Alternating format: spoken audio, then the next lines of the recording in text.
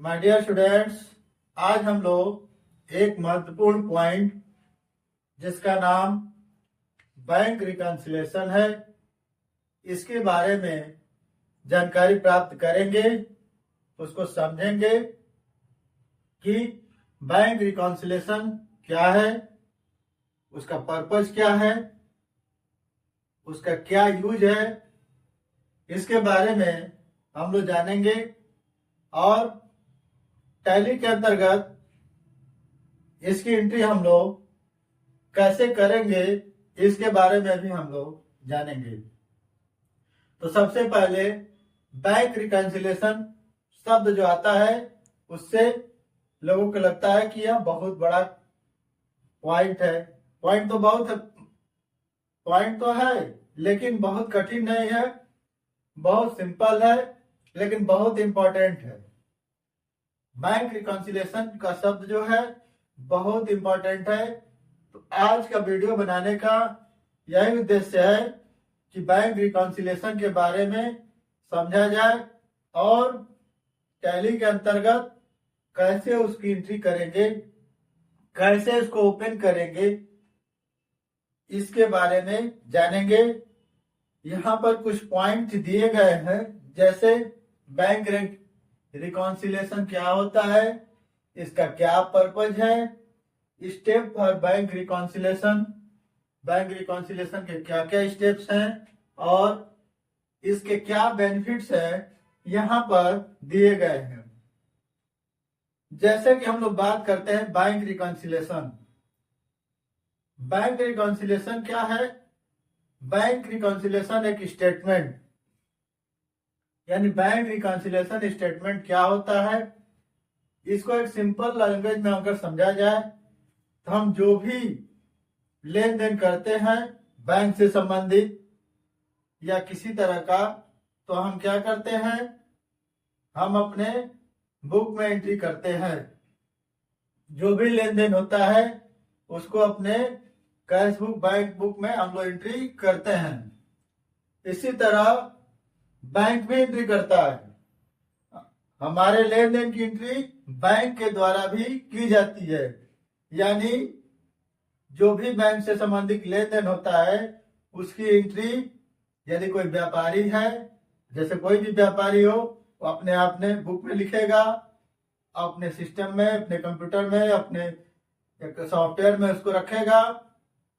Same transaction को bank भी entry करेगा।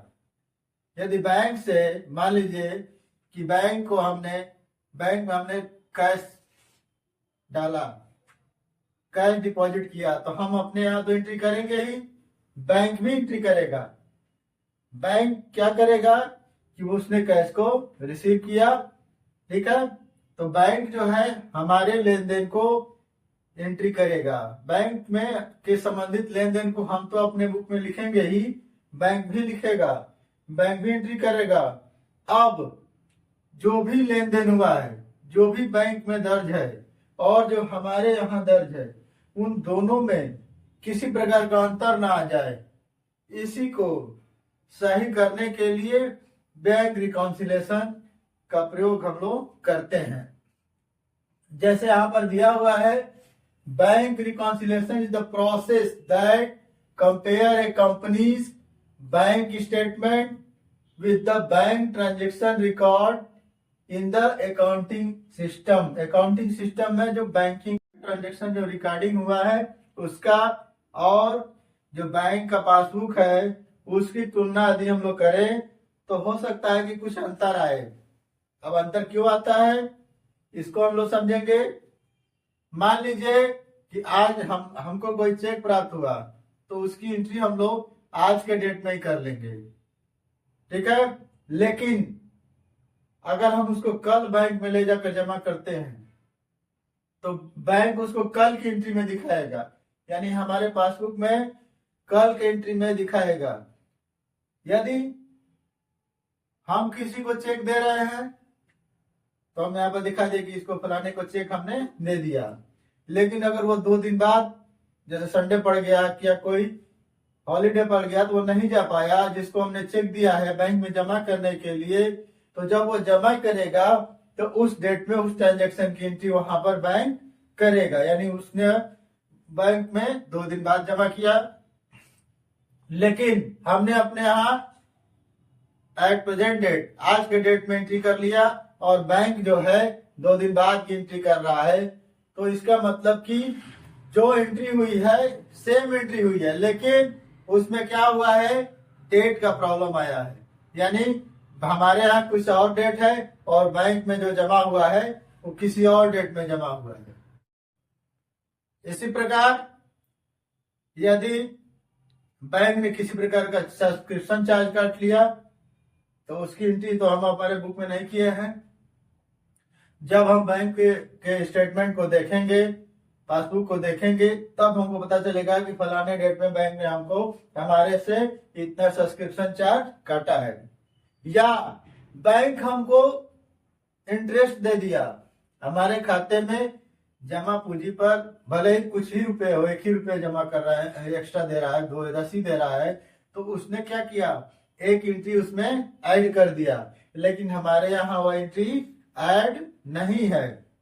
तो हम क्या करेंगे, दोनों की तुलना करेंगे और जो बैंक के पासबुक में दिया हुआ है वही हमारे लेजर में होना चाहिए सेम। हम बैंक को क्या करेंगे, बैंक के पासबुक को ही सही मानेंगे। अपने यहाँ जो एंट्री हुआ है उसका डेट हम लोग क्या करेंगे, चेंज करेंगे। अकाउंटिंग में जो है टैली के अंतर्गत हम उस डेट को सेट करेंगे जिस डेट में बैंक ने ट्रांजेक्शन दिखाया है। अगर मान लीजिए कि किसी प्रकार का सब्सक्रिप्शन चार्ज कटा हुआ है तो उसकी एंट्री नहीं है, तो उसकी एंट्री हमको उस डेट में करनी पड़ेगी। या बैंक ने हमको इंटरेस्ट दे दिया तो हमको उसकी भी एंट्री करनी पड़ेगी, तभी जाकर पासबुक और अकाउंटिंग की जो एंट्री है दोनों क्या होगा, मेल करेगा, दोनों सेम होगा, दोनों टैली करेगा। तब हम जाकर किसी भी चीज को समझ सकते हैं कि यह हमारा जो है ट्रांजेक्शन सही हुआ है। देखिए बैंक रिकॉन्सिलिएशन का पर्पज क्या है, इसको हम लोग समझते हैं। कुछ तो समझ में आ गया होगा, लेकिन कुछ पॉइंट हम यहाँ पर देख रहे हैं। To ensure that the bank transaction recorded in the accounting system are matched the transaction shows on the bank statement, यानी अकाउंटिंग में जो हमने एंट्री किया है बैंक स्टेटमेंट में भी सेम टू सेम वही दर्शाना, यही मेन पर्पज है, यही मेन उद्देश्य है बैंक रिकॉन्सिलिएशन का, कि दोनों चीजों पर जब एक जगह से प्रिंट आए और दूसरे जगह से प्रिंट आए, यानी हमारा प्रिंट और पासबुक का प्रिंट जब सेम हो जाए तो बैंक वो सेम अगर ना हो तब हम बैंक रिकॉन्सिलिएशन का यूज करेंगे। सेम करने के लिए हम लोग बैंक रिकॉन्सिलिएशन का यूज करते हैं। पर्पज के बाद कुछ क्या है, स्टेप्स है। Step for bank reconciliation, bank reconciliation के लिए कुछ स्टेप्स होते हैं, जैसे यहाँ पर दिया है ऑब्टेन बैंक स्टेटमेंट। सबसे पहले बैंक स्टेटमेंट प्राप्त करेंगे हम लोग, यानी पासबुक प्रिंट कराएंगे या अलग से हम उसको प्रिंट या पीडीएफ के द्वारा प्राप्त कर सकते हैं। दूसरा है रिकॉर्डेड बैंक ट्रांजेक्शन, जो भी बैंक ट्रांजेक्शन है उसको हम लोग रिकॉर्ड करेंगे। Compare bank statement and accounting statement, दोनों की तुलना करेंगे, दोनों की तुलना करके देखेंगे कि क्या डिफरेंस आ रहा है। इसके बाद रिजॉल्व डिफरेंसेस, जो भी डिफरेंसेज है उसको हम लोग खत्म करेंगे। डेट वगैरह मैनेज करना होगा, डेट मैनेज करेंगे, जो एंट्री नहीं हुई है उसकी एंट्री को करेंगे, जो भी हमको इंटरेस्ट मिला है, चाहे हमारा कुछ चार्ज कटा किसी प्रकार का, उसका हमको एंट्री करना पड़ेगा, उसी डेट में करना पड़ेगा जिस डेट में स्टेटमेंट हमको मिला है, पासबुक पर एंट्री हुआ है। इसके बाद जनरेट बैंक रिकॉन्सिलिएशन रिपोर्ट, इसके बाद बैंक रिकॉन्सिलिएशन के रिपोर्ट को हम लोग बनाएंगे, जनरेट करेंगे। ये हो गया स्टेप्स। अब इसके लाभ क्या है, बैंक रिकॉन्सिलिएशन के क्या लाभ है, इसको देखते हैं। देखिए सबसे पहला इसमें क्या है, इंश्योर एक्यूरेसी। एक्यूरेसी मतलब शुद्धता। एक्यूरेसी के लिए हम लोग अपने यहाँ इंश्योर रहेंगे कि हमारा जो व्यापार है वो एकदम एक्यूरेट है, किसी प्रकार का इसमें गड़बड़ी नहीं है, जो भी लेन देन हुआ है हर जगह सेम दिखाई देगा। डिटेक्ट एरर और फ्रॉड, अब इसका दूसरा क्या लाभ है, कोई भी गड़बड़ी हो गया, फ्रॉड हो गया, किसी ने हमारे खाते से क्या निकाल लिया, धन निकाल लिया, या कोई और दूसरे तरीका का फ्रॉड हो गया, तो हम उसको क्या कर सकते हैं, देख सकते हैं, डिटेक्ट कर सकते हैं। ये दूसरा लाभ हुआ। प्रिवेंट ओवरड्राफ्ट, ओवरड्राफ्ट से हम लोग बच सकते हैं। इम्प्रूव फाइनेंशियल मैनेजमेंट, और फाइनेंशियल मैनेजमेंट जो सिस्टम है उसको हम लोग इम्प्रूव कर सकते हैं, जो हमारे लिए लाभदायक है। अकाउंटिंग में टैली अगर एक सॉफ्टवेयर है, उसके अंतर्गत हम इसको कैसे प्राप्त करते हैं, तो यहाँ पर उसका पाथ लिखा हुआ है।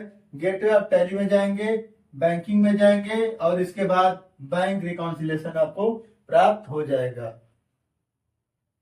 मैं इसको पूरा आपको बताऊंगा कि बैंक रिकॉन्सिलेशन जो है टैली में कैसे हम लोग करते हैं और उसको कैसे देखते हैं।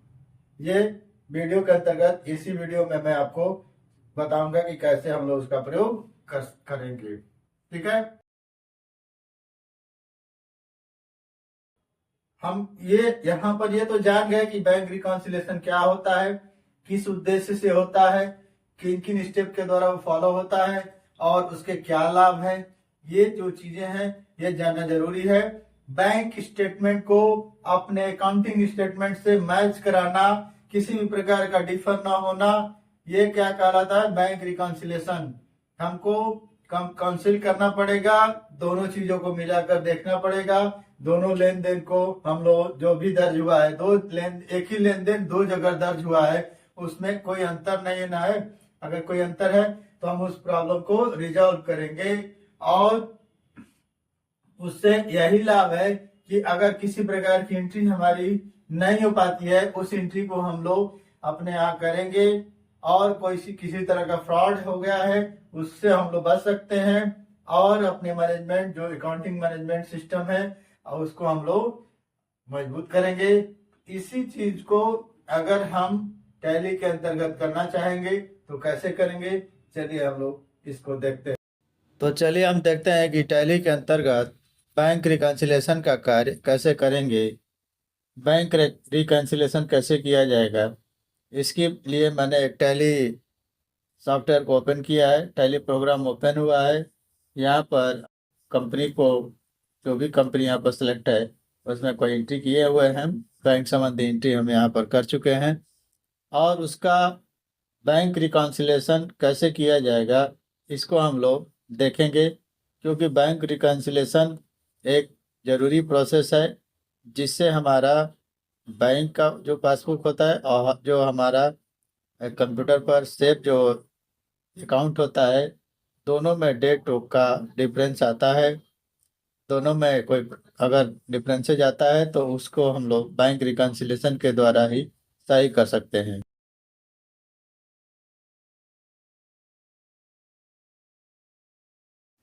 देखिए, एक कंपनी हम लोग ओपन कर चुके हैं। इसमें गेटवे ऑफ टैली जो यहाँ पर दिया हुआ है, गेटवे ऑफ टैली, इसमें कई ऑप्शन है। मास्टर, ट्रांजैक्शन, यूटिलिटी, रिपोर्ट, ये जो है ग्रुप है जिसमें कई तरह के ऑप्शन हम लोग यूज कर सकते हैं।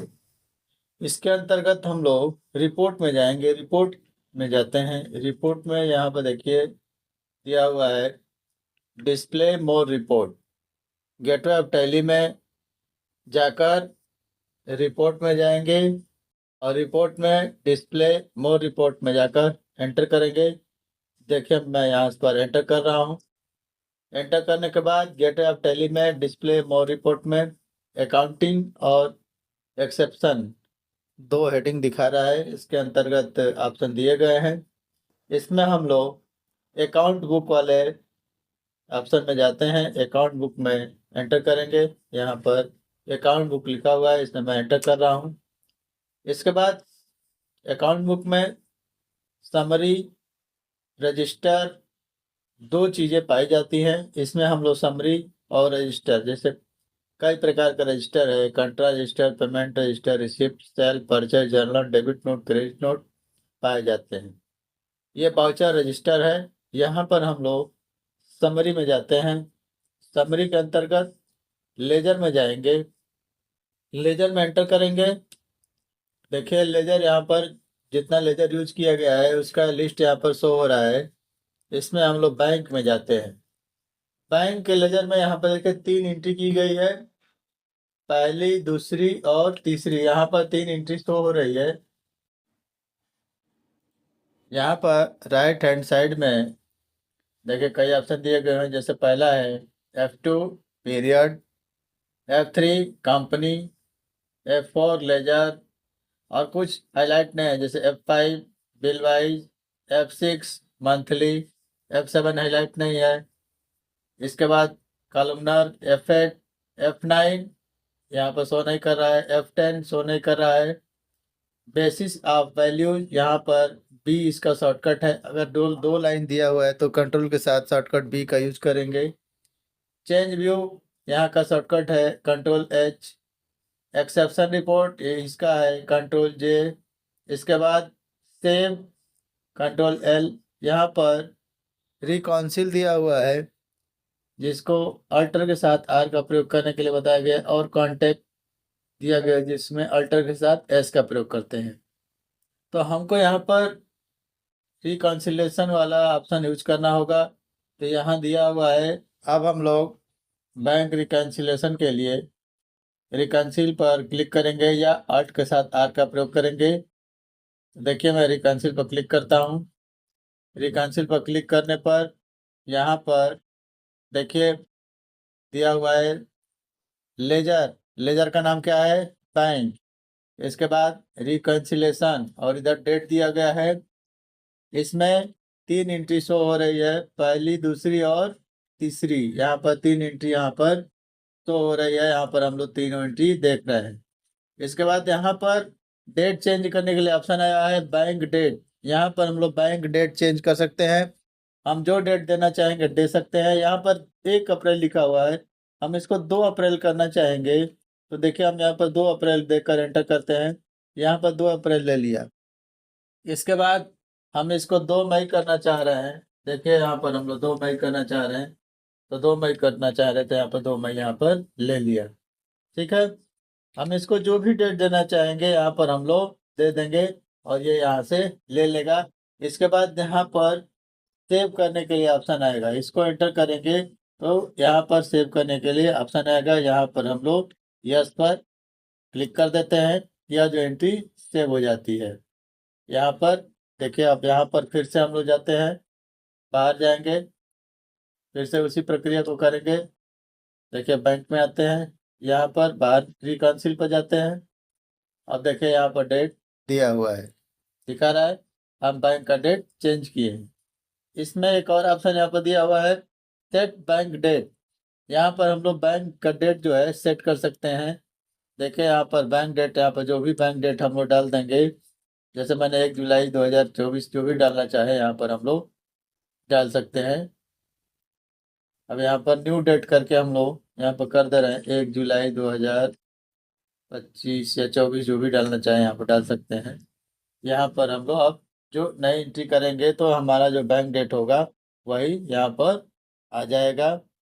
आज मैंने आप लोग को बैंक रिकॉन्सिलेशन क्या होता है और इसको अकाउंटिंग में कैसे यूज करते हैं तथा उसको टैली प्रोग्राम में कैसे यूज करते हैं यह बताने का प्रयास किया। अब हम इस वीडियो के अंतर्गत चाहेंगे कि यदि यह वीडियो आपको पसंद आए तो आप इसको लाइक और शेयर ज़रूर करिए। इस वीडियो से संबंधित कोई क्वेश्चन है तो कमेंट करिए, और चैनल को अभी तक सब्सक्राइब नहीं किया है तो प्लीज़ सब्सक्राइब कर लीजिए। आज के लिए इतना ही। Thank you.